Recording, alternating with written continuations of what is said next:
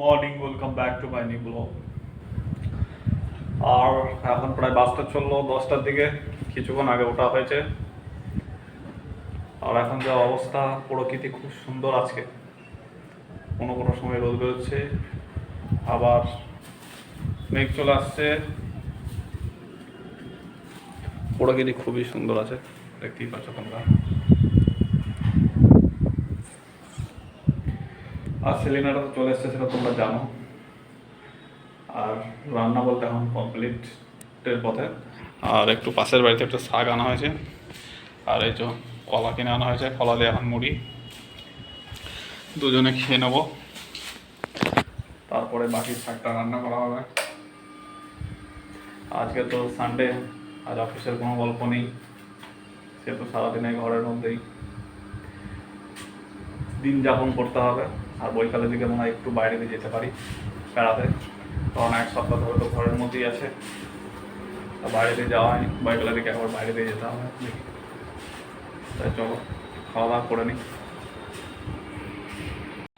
দোস্ত finally ready হয়ে গেছি বাইরে দিয়ে যাওয়ার জন্য, অর্থাৎ বেড়াতে যাওয়ার জন্য। সেলিনাও রেডি, আমিও রেডি। এখন বাইরে দিয়ে যাবো, একটু ঘুরতে যাব।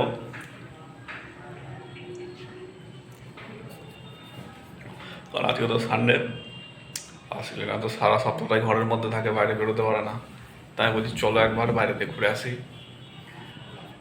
তাই না? চলো তাহলে ঘুরে আসি। কিছু বলবা?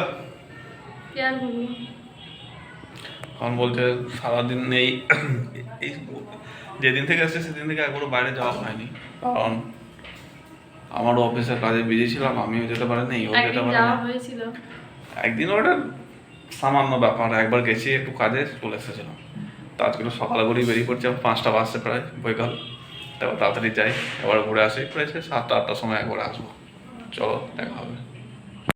দোস্ত আমরা বাইরে যাওয়ার জন্য রেডি হয়ে গেছিলাম, কিন্তু যেতে পারিনি এই কারণেই, কারণ বৃষ্টি নেমে গেছিলো যথারীতি। আবার ঘরের মধ্যে চলে আসলাম। কিছুটা গেছি, কিছুটা বলতে বাইকটা নিয়েছি, নেবে স্টার্ট করব। অলরেডি বৃষ্টি আরম্ভ হয়ে গেছে, আমরা আবার রিটার্ন এসেছি। আর এখন প্রায় বাজতে চলো 9টা।